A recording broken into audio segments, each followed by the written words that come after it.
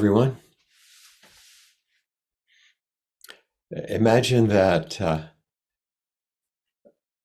when you offer that small gassho bow, it's the one that you do as you step over the threshold into the zendo. So we're stepping into the zendo. Let's do it together. And we'll step into the zendo together. So we're all together, even if it's virtual. And there are those that are following and still arriving. And if you were stepping into the zendo and taking your seat, you'd be waiting, opening the space, holding the space, resting there as others arrived, which you're actually doing right now. So I'll invite the bell so we can sit for a few minutes.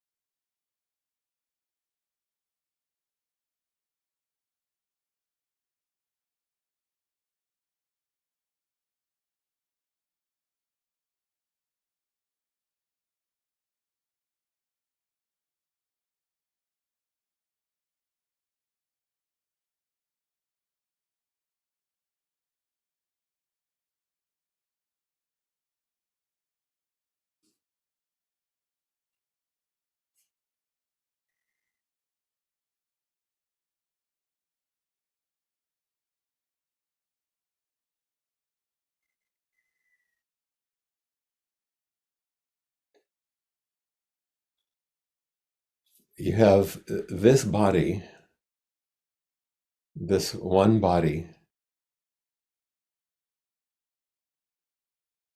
that you bring to your seat.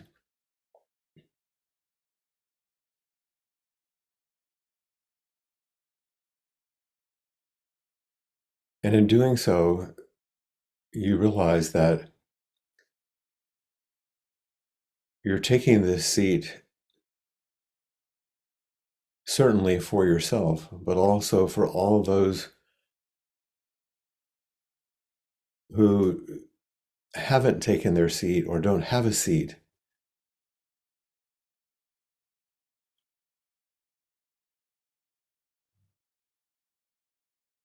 For people that you know and some that you don't know, those with whom you have a loving or caring relationship, and those who may be distant, but for whom you extend your care. You're sitting in this space, not just for yourself.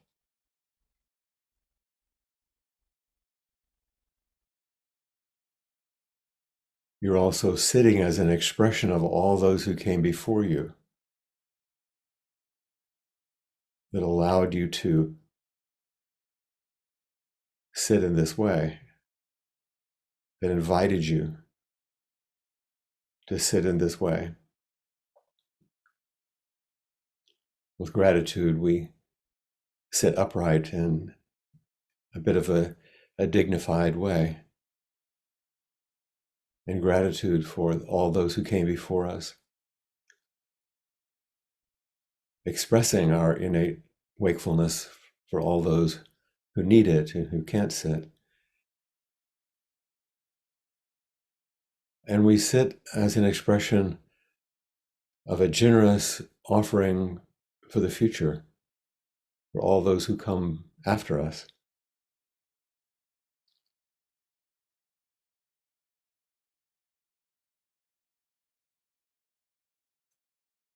With an aspiration that there are those who would follow this path, not us personally, but this path of freedom.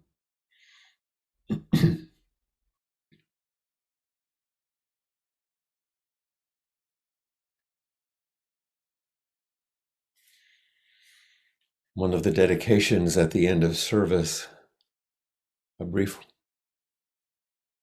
echo, it's called, EKO, echo. May our intentions equally permeate every being with the true merit of Buddha's way. May our intention in sitting equally go out and permeate every being and every place with the goodness of this way. And then it's followed by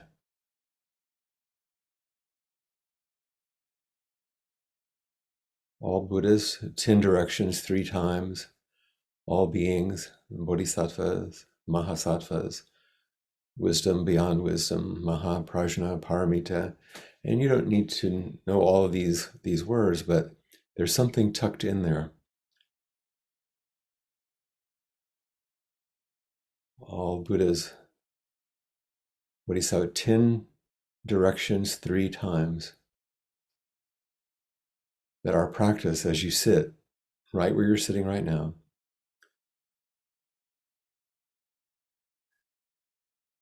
your offering goes in 10 directions, up, down, right, left, forward, backwards, and all the permutations, every direction.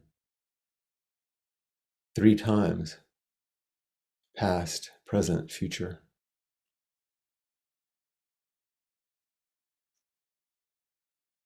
So don't think that you're just sitting, your small little self, in your room.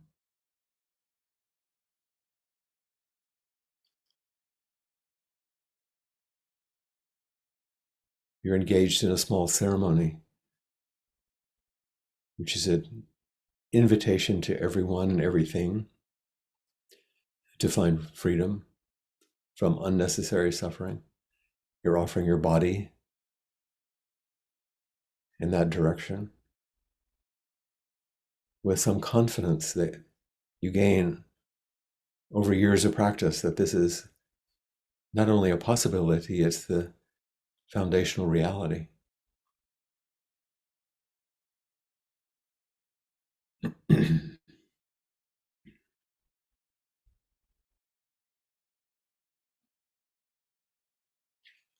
You're not just sitting in front of a computer screen. You stepped into the Zendo.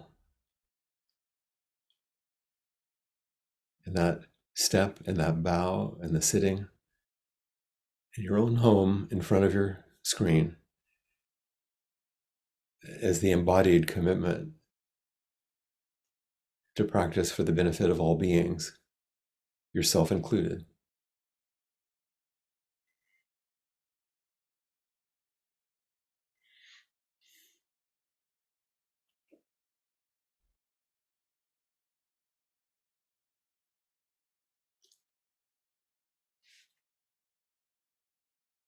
And that practice and that realization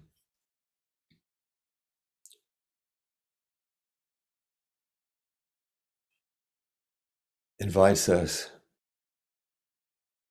to recite the verse of the robe together.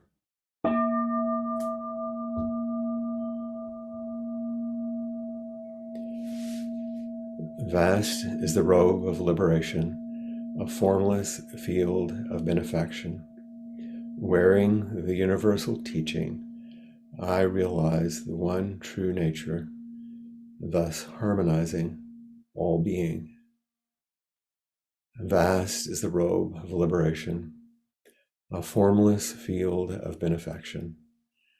Wearing the universal teaching, I realize the one true nature, thus harmonizing all being. Vast is the robe of liberation, a formless field of benefaction. Wearing the universal teaching, I realize the one true nature, thus harmonizing all being.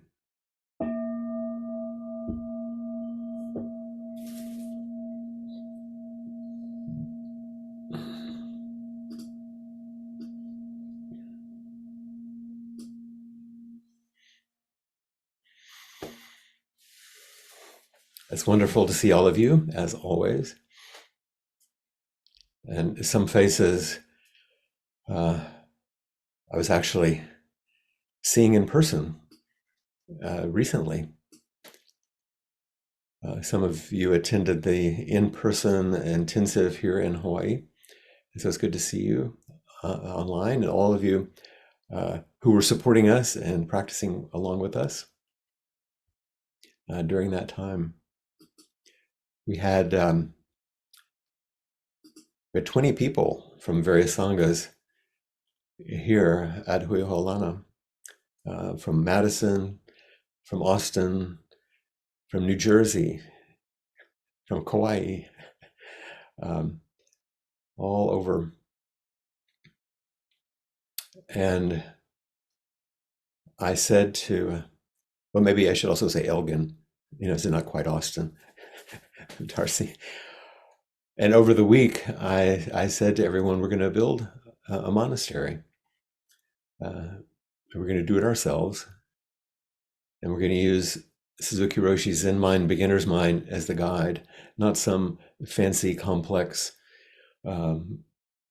Zen kind of thing, but we're going to be beginners.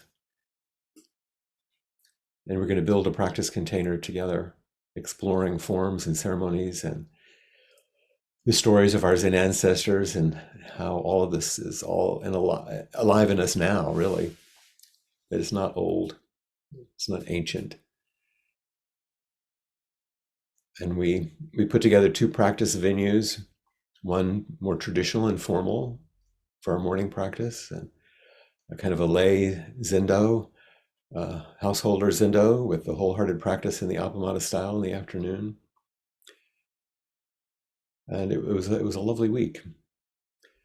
And in support of our continuous practice, Joel and Lori offered themselves in their teachings in this venue, offering themselves and calling you forward in the last couple of weeks. And the teachings were so generous from Lori and Joel, and deeply in alignment with the intensive. As I often do, I'll go back and listen to what was offered and the people who came forward to amplify the teachings. And I was struck by the question that Lori asked right in the beginning of her brief talk, which if you haven't heard it, doesn't really matter. She said, "Are you waiting? Are you waiting?" And then the practice questions that she asked, she spoke very vulnerably and honestly about what it's like for her to step outside her own comfort zone. And so she was making an invitation by that vulnerability. And she asked some questions, the practice questions that go with it, like, what does it require to step outside your comfort zone? What holds you back?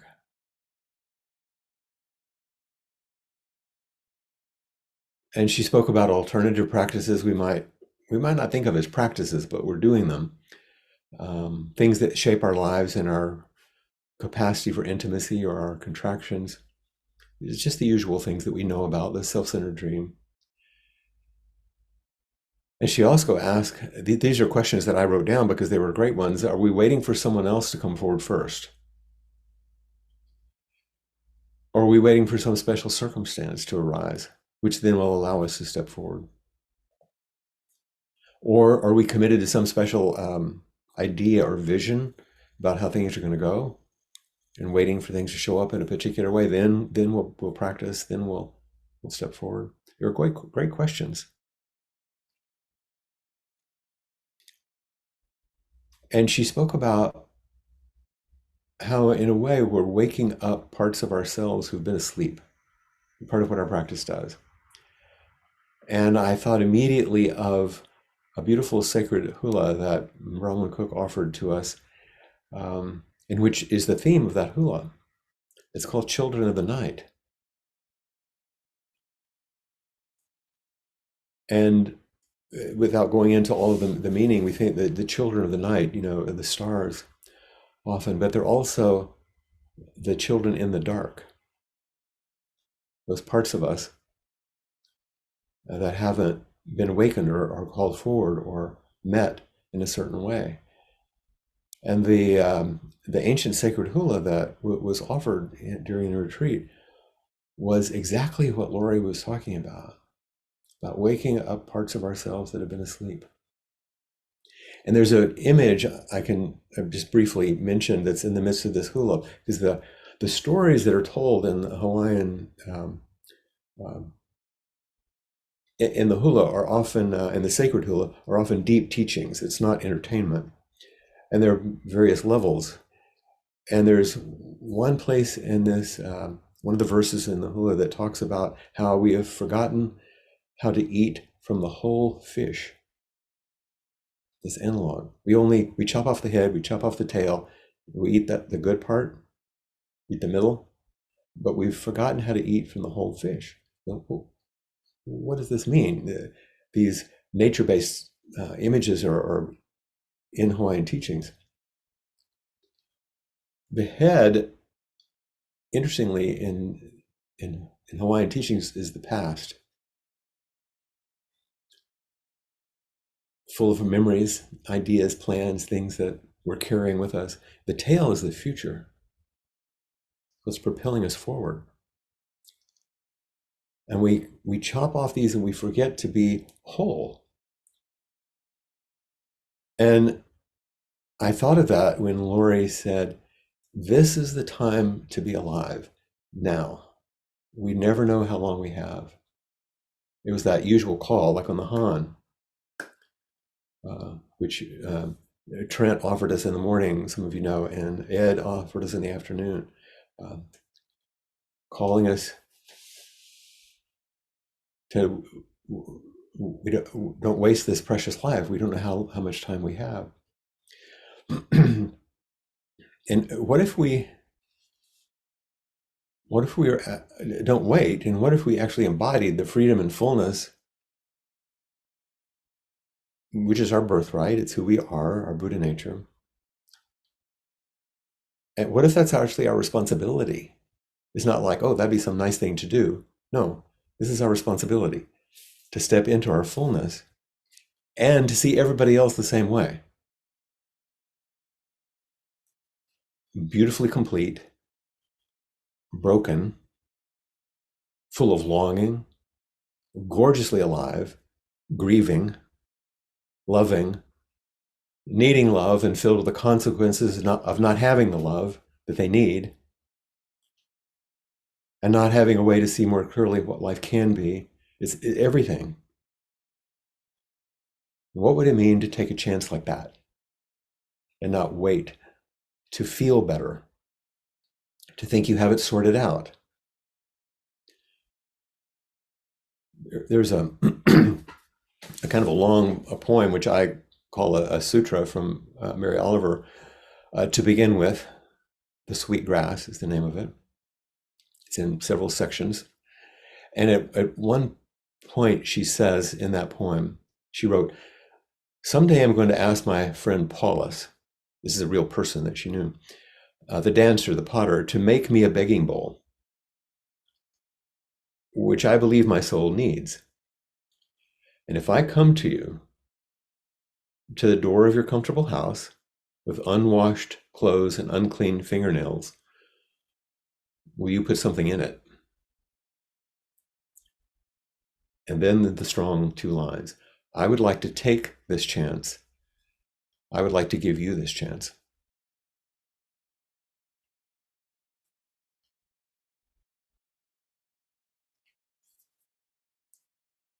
That chance that we offer each other and can receive from each other is a very different orientation from the one that we ordinarily use in everyday life, because we're making a shift from privileging feeling for freedom. Are you waiting for a better feeling? Are you hoping to practice so you'll feel better? Or are you committed to freedom, the liberation offered by our shared practice? That's a very different thing. Feeling better is fine. I want to feel better, and I hope I do, and I hope you do through practice. But that's not the focus of practice. To feel better, to meditate so you'll be more relaxed, so you'll be all the different things that we do. It's fine to feel better, but this shift from feeling to freedom is the real chance, I think, that in some ways Laurie was talking about. It later on in the poem, Mary Oliver says, "We do one thing or another, we stay the same, or we change. Congratulations if you've changed." Sounds a little bit like Joko, doesn't it? It's kind of like, you know. And then later on, she says, "What I loved in the beginning, I think, was mostly myself. Never mind that I had to, since somebody had to. That was many years ago. Since then, I've gone out from my confinements, though with difficulty."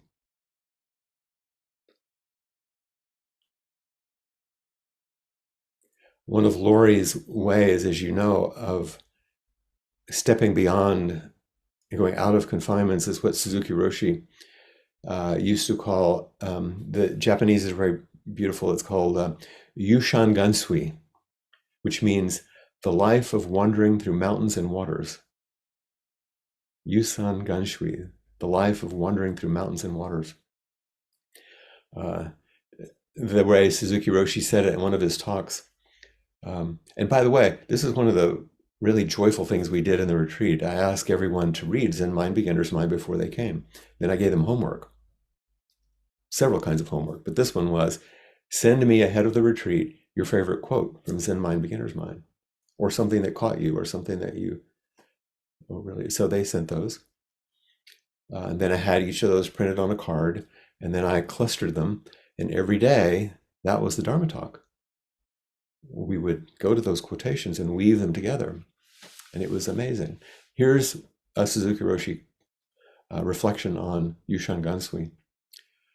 He said, "Strolling about mountains and waters," and this is what Laurie does. She takes the nature walks. A lot of her teachings are in these walks in nature.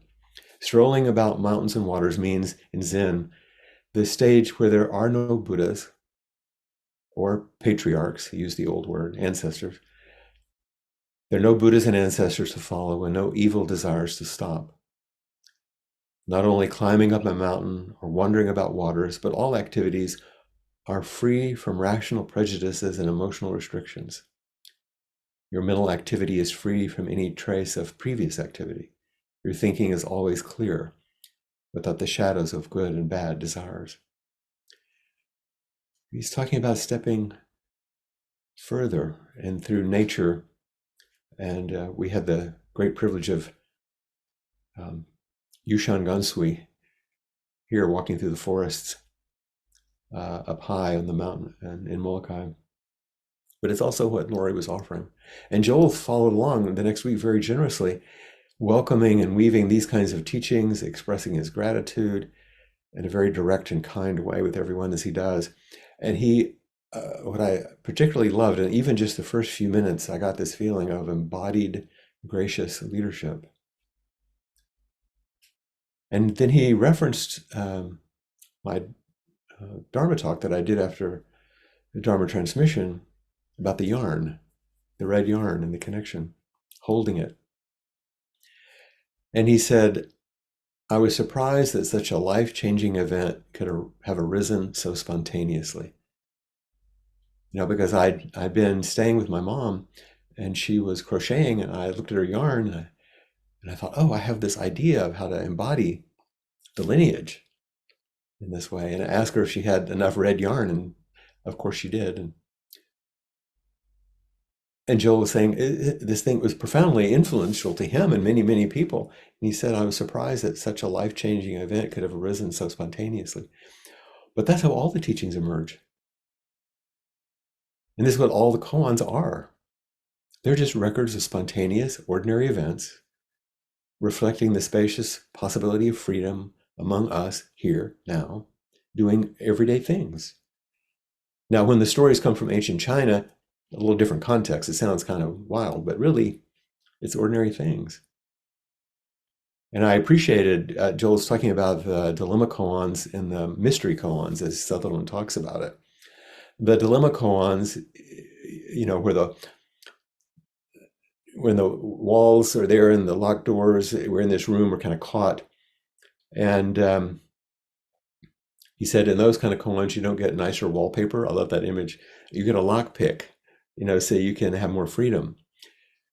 But this is the thing. The promise is not better feelings, better wallpaper, better. It's about freedom, as Laurie taught. And the mystery koans are reminding us what's just beyond those walls, to breathe with more freedom as you gaze all the way to the horizon. And certainly sitting on the porch at Hui Holana, there's vastness that we were looking at. So we were embodying some of these things. But, you know, I was reflecting on my own experience with the yarn and the talk. Is when you receive something like in the talk that day, so mundane as a ball of my mother's yarn, someone just hands you this ball of yarn, and then you pass it on to the person next to you. And then you begin to see that it's weaving everybody together and you're holding it. A new horizon does open. And maybe your breath is a little more at ease. And this sort of mystery is made manifest from these elements that are very mundane. And suddenly, you're not thinking about the Heart Sutra or chanting it, you are the Heart Sutra. Form and boundlessness are right there as you hold the yarn and sit next to your friends. This is what Joel meant when he said there's another world, and it's this one. It's in this one. It's within this one. But you only come to know that through practice, which is self-compassionate and generous with others, which Joel was expressing. And when he also reflected on that question that Vicky Austin had asked me, what's Blanche saying to you now? And I said, she's saying, take care of your mudra. Take care of your whole body. Take care of your whole life. You know, the mudra isn't just the cosmic mudra of your hand. The mudra is your whole body. We sit as a mudra. One morning, as we were sitting in the Zendo here on Molokai, there was a question that arose in me. What is the simplest, because you know my statement, how simple are you willing to let this be? What is the simplest and clearest expression of Soto Zen practice that I can make? It's one of those kind of impossible. But something came. And I said very slowly and as clearly as I could, as we're all sitting, take care of your posture. Take care of your breath. Awakening will take care of itself.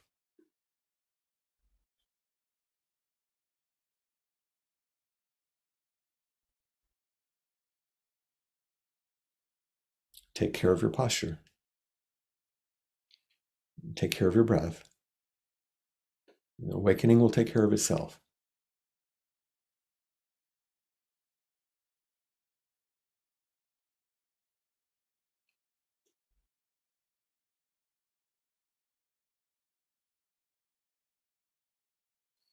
And I was reminded of that when Eileen came forward to talk to Joel. And they spoke about connection and attention. And I was reminded of the key phrase from the TEDx talk I did about pause, reflect, connect, and realize, oh, this has been moving in me for a while.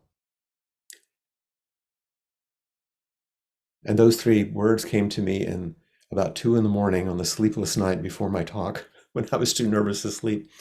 And I changed my talk completely in the dark night.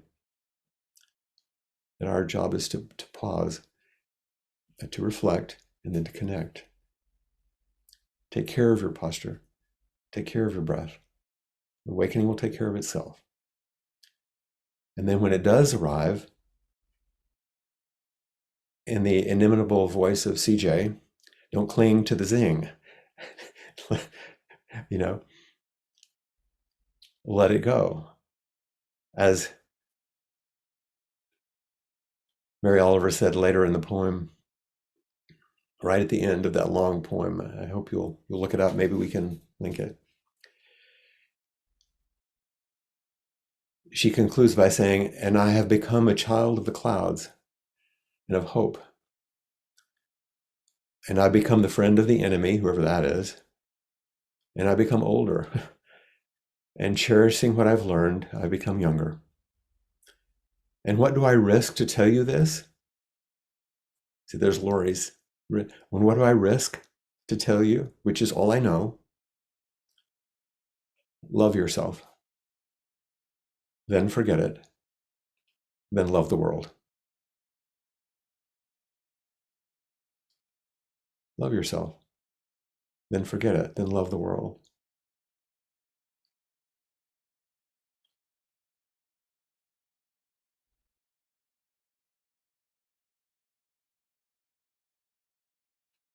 Lori taught us to take the chance to love yourself just as you are, not striving for a better feeling, but with confidence that freedom is possible as we stroll through this world of suffering.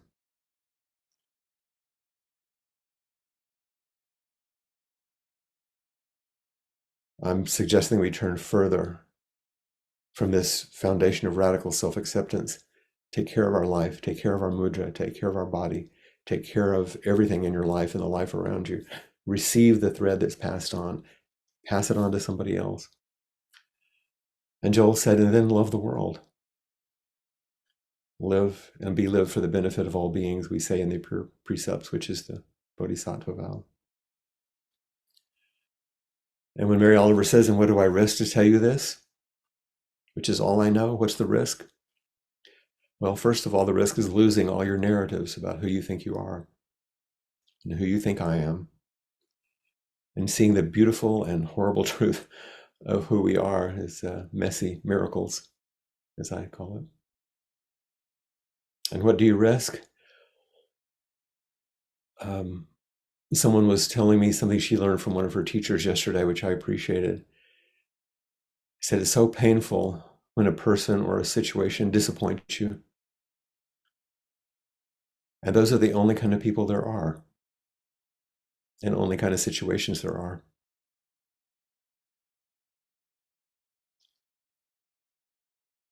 And what else do we risk? To notice when we privilege personal feelings over freedom, we are caught in the self-centered dream, which leads to unnecessary suffering. So take care of your life. In practice, take care of your posture, take care of your breath. Awakening will take care of itself.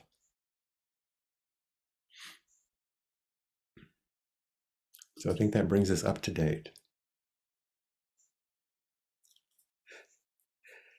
Weaving these things together from the last few weeks. And as always, expressing some of my own practice. This week was, the week of practice here was quite profound for me. It was, I wasn't just teaching, it was is profoundly relational and transformational for me. And so I'm grateful for all the people who were in person, but I'm also grateful for all of you who were not, but who continue to practice and hold this larger container. So thank you very much.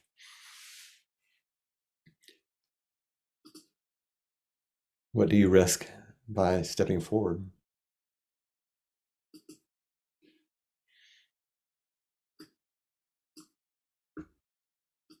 Brad. Hey, Flint. Hey there. Good to see you. Yeah. I have a question about how we best help other people along the path. Been doing a year-long training with a motivational interviewing person.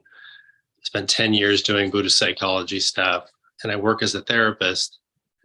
And this trainer says we should never give people coming to us for help advice. Mm-hmm. Never give advice, just practice empathy and compassion. Sometimes I feel like people want advice, and I'm wondering if you can speak to this. You want some advice about that? I want some advice. He really believes it's a year-long thing that all we do is empathy and compassion, and people change on their own. But 10 years of Buddhist psychology study, there's a lot of guidance and direction that I have benefited from. Of course. So I'm wondering if we don't give unsolicited advice or we don't give advice at all. And I'm just curious, I want to know what you think of this, because I've gotten input from you on things and it's helped me a lot. Yeah.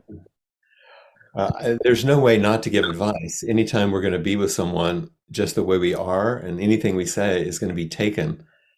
If someone is looking for advice, they're going to find it, even if we're not giving it, for one thing.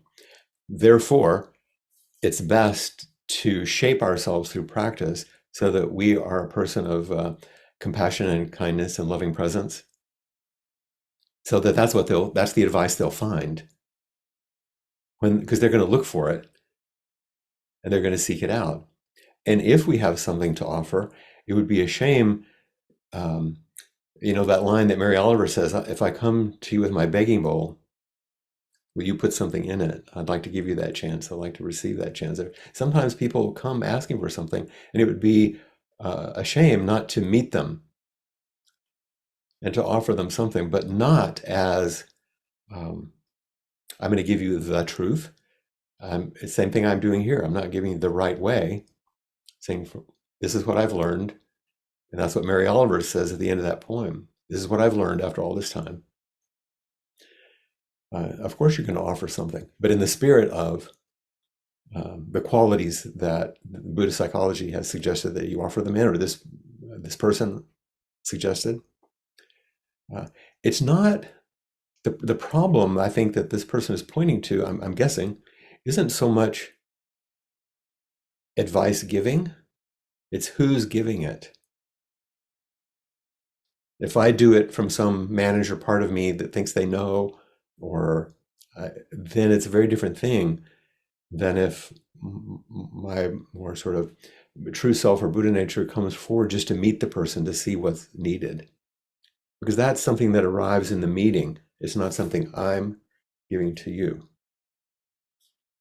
So I'm kind of rambling around this in the Yushan Gansui. I'm walking through the waters and mountains here. How is it landing? It makes good sense. And I think it's the middle path between one side and the other, because Yeah. I was reacting to the never give advice, but what you're saying, because he says just do empathy and compassion, but what you're saying is that if I'm centered and I'm in my practice and I'm in my consciousness and awareness, if I'm in my own Buddha nature to the degree that I can be, then I can actually meet somebody and know maybe when it's solicited input versus unsolicited, power over somebody versus power with somebody. Yeah. Say his statement again. Never give advice, just practice empathy and compassion. Right. Yeah. I would say never be the one who's the advice giver. Never be the one who's the advice giver. Just meet them on equal ground and see what flows with empathy and compassion. Okay, good. Yeah. Because then the appropriateness, then it's upaya, appropriate response, then appropriateness will find itself. You can trust that. Right. Because sometimes the appropriateness is if they're saying, like you just said, if they're saying, please help, my bowl is empty and there is something to offer, you said it would be a shame to not offer. To not respond. Yeah. And sometimes the first question has to be, what is it that you're interested in? What do you want? What do you want? Even just assuming that you know, Right. or someone says, well, I need you to tell me about this. You don't really know yet. Take your time. Well, if I respond to that, what are you actually looking for? And then watch and track the person to see what's they're actually asking and what's really. Yeah. That's Great. more skillful, over time that you develop. Thank you very much. Thank you for your excellent question. Hello, Ryan. Hi.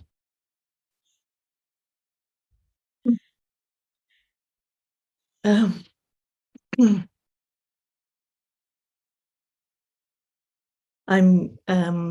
I had to come forward because you're talking about taking care.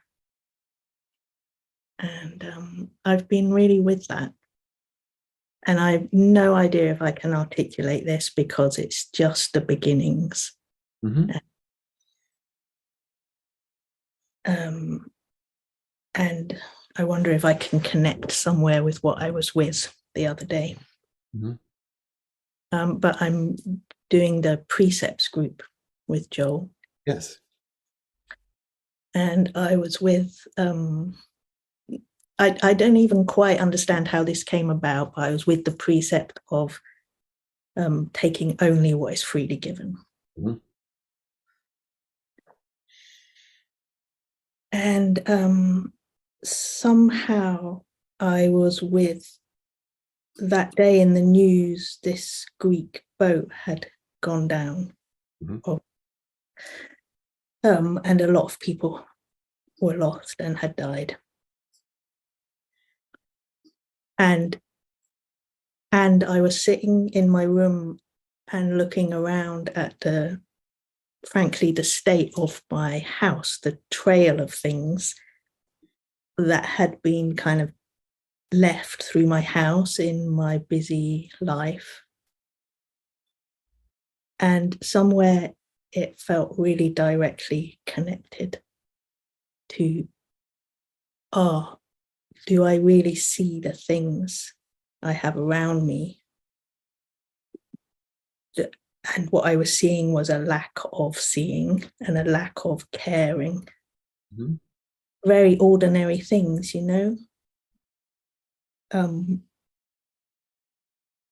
How do I take care of the privilege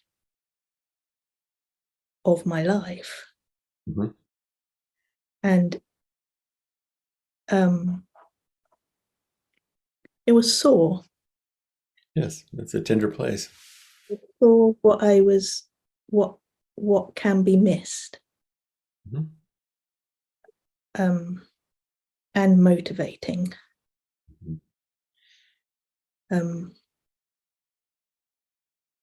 But somehow it was just one of those direct experiences of, this is what I have to do. This is one of the things I have to do. I have to take care of that trail of things.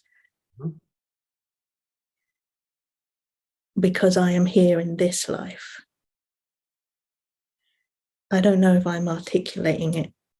This is the little lock, the pick lock, that suddenly opened you beyond the walls of your more narrow vision.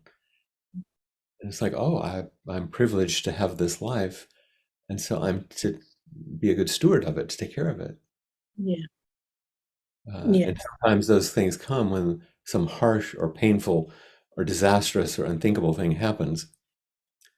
I'm going to take care of this life in which I've not drowned, where I've not had to, I get the privilege of taking care of a life that I still have. Yeah. It's a very different way to think about it. Not because I'm a better person if it's organized, or it's not that. No.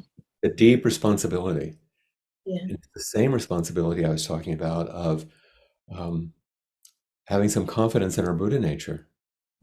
It's responsibility, Mm. so that we can be practice in the world. Yeah.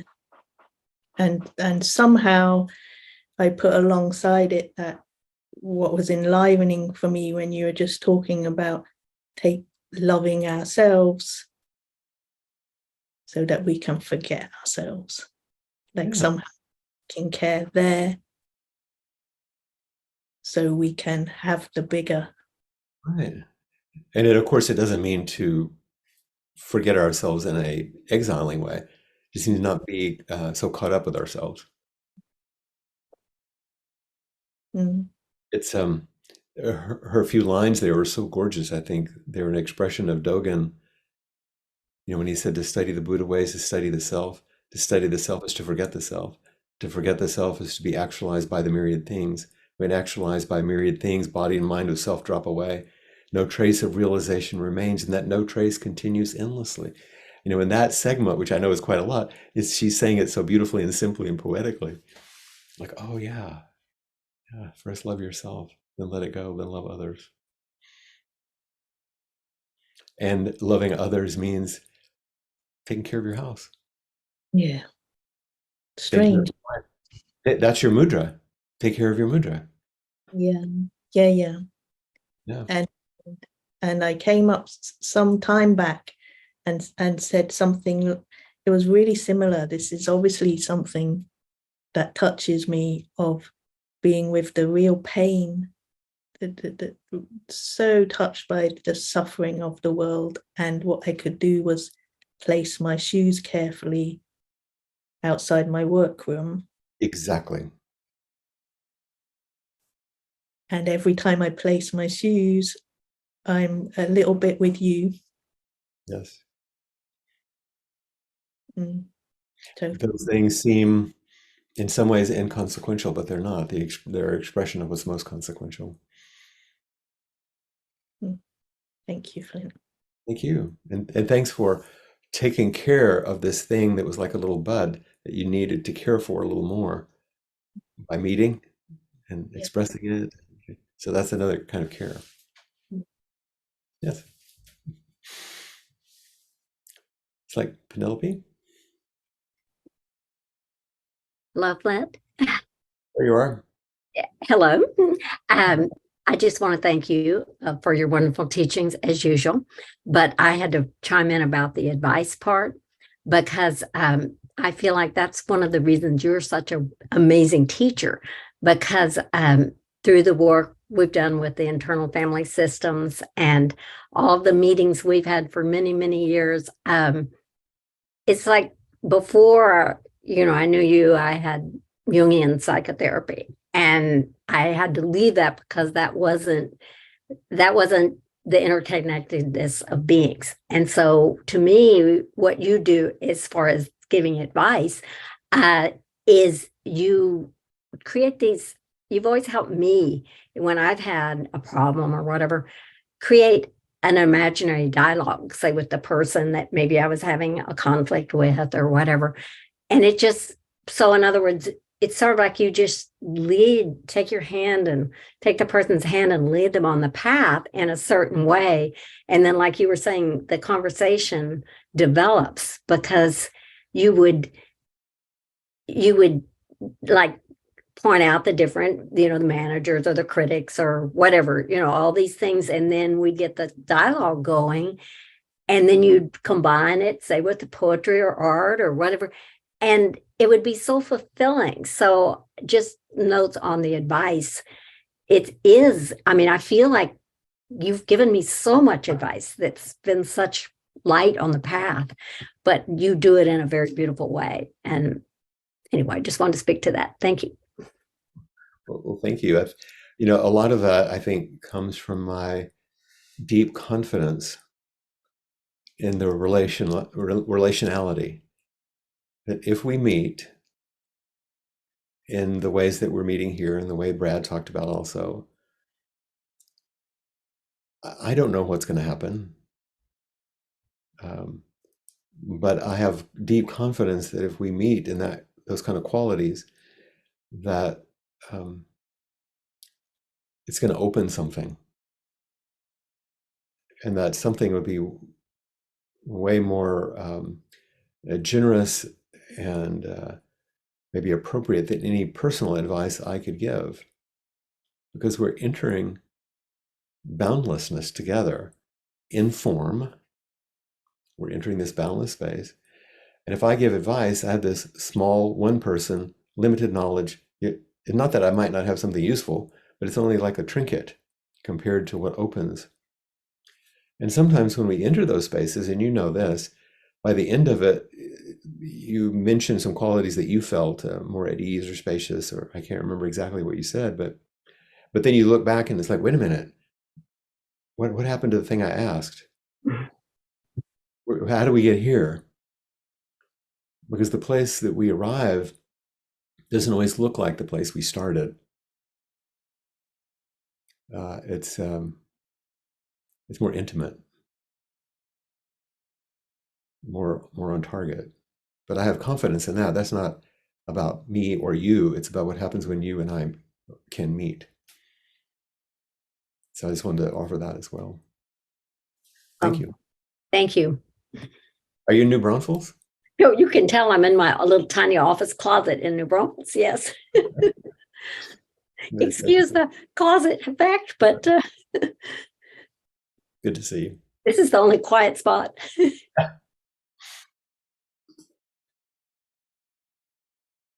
Awakening takes care of itself with the things we have to do.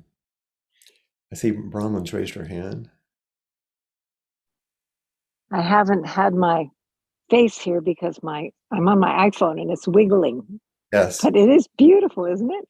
It is. It is.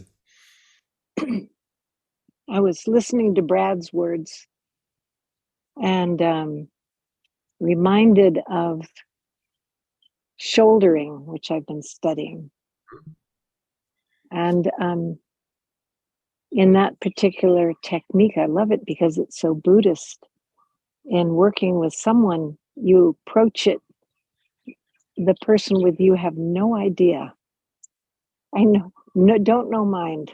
I'm sitting here with you, but I have no idea, but I'm going to sit here and listen, and I'm not going to give any advice. But at some point, I may, if I have your permission, ask a question.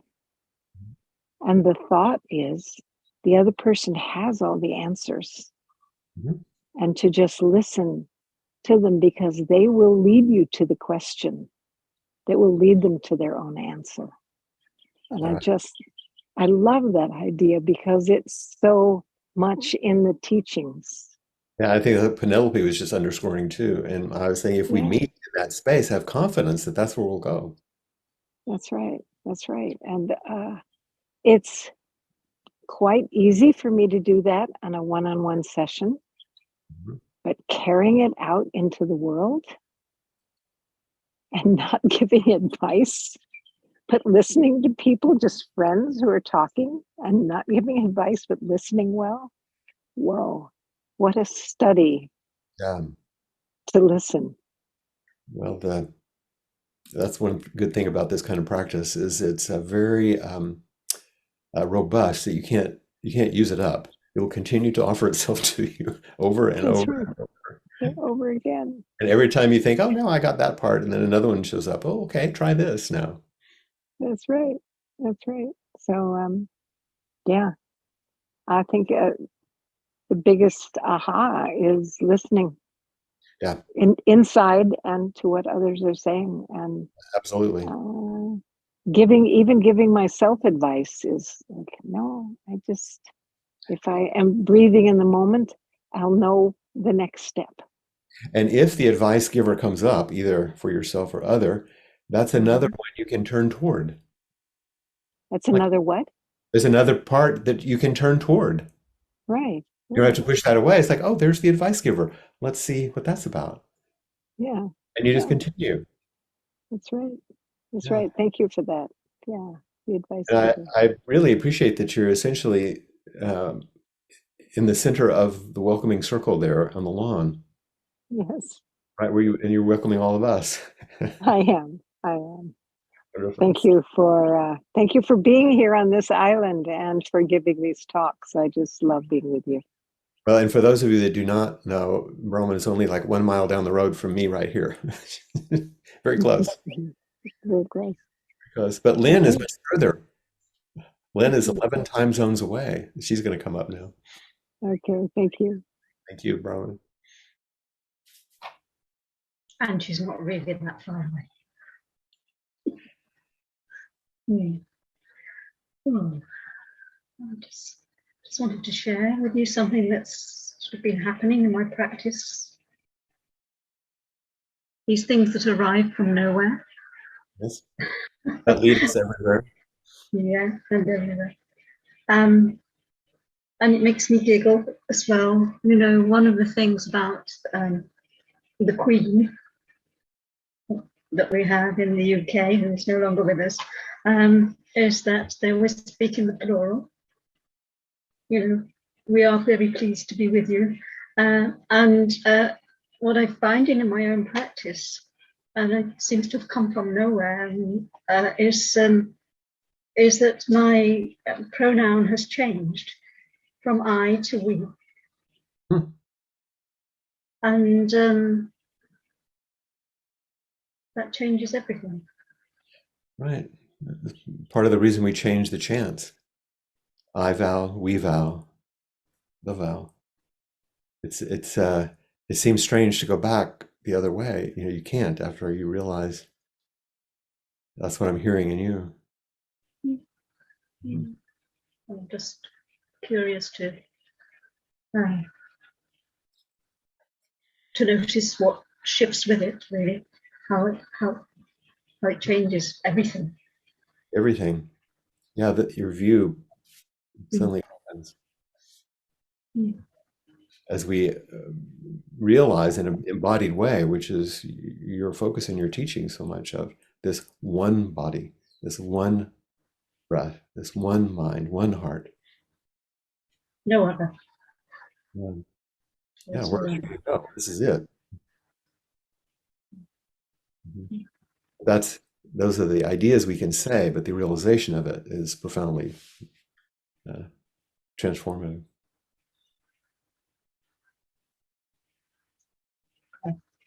Thank you.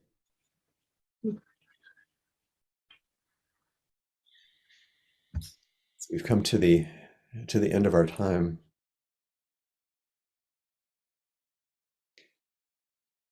So just take with you today this question. Do you privilege feeling over freedom? And take care of your posture and take care of your breath. Awakening will take care of itself. And in the support of that, we invoke the 4 practice principles then. Caught in the self-centered dream, only suffering. Holding to self-centered thoughts, exactly the dream. Each moment, life as it is, the only teacher, being just this moment, compassion's way. Caught in the self-centered dream, only suffering. Holding to self-centered thoughts, exactly the dream. Each moment, life as it is, the only teacher, being just this moment, compassion's way. Caught in the self-centered dream, only suffering. Holding to self-centered thoughts, exactly the dream. Each moment, life as it is, the only teacher, being just this moment, compassion's way.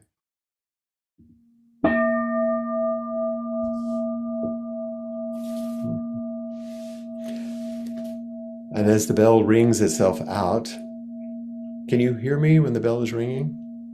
Is that okay? I want to remind everyone that we're taking better care, if we can, about safety and privacy on the internet. So just a reminder, since this is a recorded session and these teachings are posted on the internet, if you have spoken in a way that you wish not to be part of that recording, please let our monitor and others know as soon as you can. So we respect your privacy in dealing with that. Maybe, I don't know if Jessica has anything else to say about it, but I wanted to remind you of that. Thank you very much for your participation, for your practice, for your care, your love.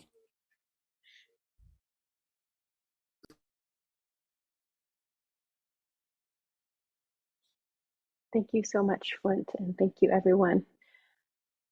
Appamada's programs and facilities are supported through your generosity, and your support makes such a huge difference. There's a link for contributions on the website, and I'll post one here in the chat as well. You can contribute in general, or you can contribute directly for the various teachers. And so I placed a link for contributions that go directly to Flint as well. Thank you all. It's wonderful to see you. And now I will turn it over to the lovely Maria. Maria, I've missed